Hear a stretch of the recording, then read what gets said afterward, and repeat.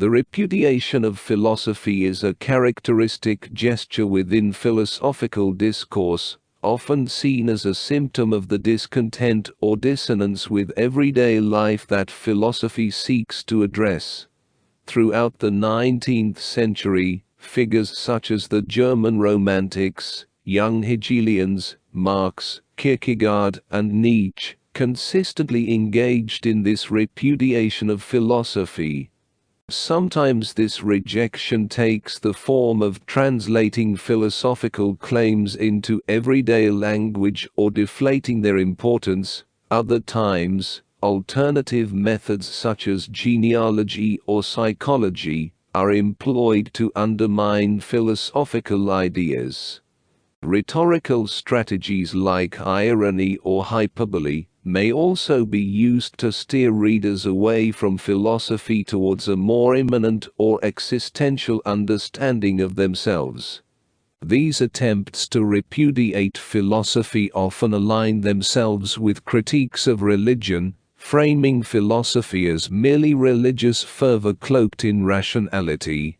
Despite aiming for a more realistic or historically grounded conception of rationality or goodness, the critique of philosophy inevitably becomes entangled in philosophical presuppositions it cannot entirely shake off. This lesson is evident in Daniel Brudney's thorough examination of the young Marx's writings. Brudney situates his assessment of Marx within the context of Feuerbach's critiques of religion and philosophy, as well as Bruno Bauer's left Hegelianism.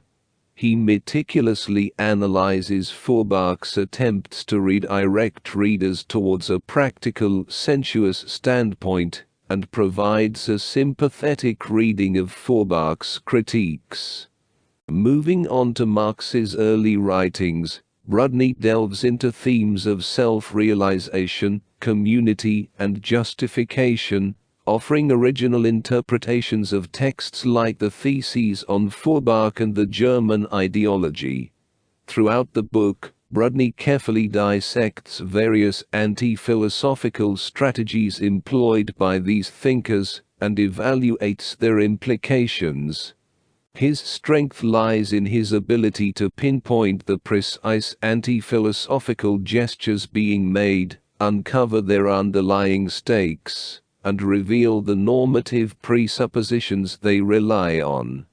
In Chapter 6, Brudney contends that Marx's thought grapples with a formidable dilemma.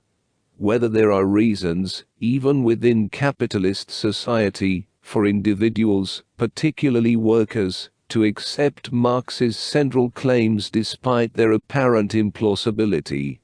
The very distortions of present-day life Marx critiques obscure the rational basis for opposing them. Brudney responds to this dilemma by asserting that, at the very least, humans are compelled to form and act on moral beliefs, and sometimes abstract considerations do indeed provide convincing reasons for these beliefs. Building on this premise, Brudney suggests that there is no inherent obstacle to developing a Marxist moral philosophy, given the persistent role of abstract considerations in human life. However, what weakens Brudney's argument is his tendency to decontextualize Feuerbach and Marx. Much of the force of Marx's positions arises from the historical context, in which philosophical reflection was already ensnared when Marx began writing. Marx's anti-philosophical stances may appear rigid and self-defeating unless evaluated against the backdrop of this historical development. This history, stretching from Kant's critique of unmediated vision to Hegel's grounding of philosophical reflection in social actuality, provides essential context for understanding Marx's ideas of community, labor, and practical activity. Viewed as continuations and inflections of this philosophical lineage, Marx's views become more intelligible and compelling. While Marx ultimately rejects philosophical transcendence of the actual, including political utopianism, this rejection is inseparable from the broader trajectory of modern philosophy. Brudney's analysis of the ways in which the repudiation of philosophy remains entangled with philosophical presuppositions enriches contemporary thought. However, by presuming a direct indulgence in rational framing of a new vision of the good life, Brudney risks falling into the pitfalls of philosophical hubris, a trap from which Marx sought to extricate himself.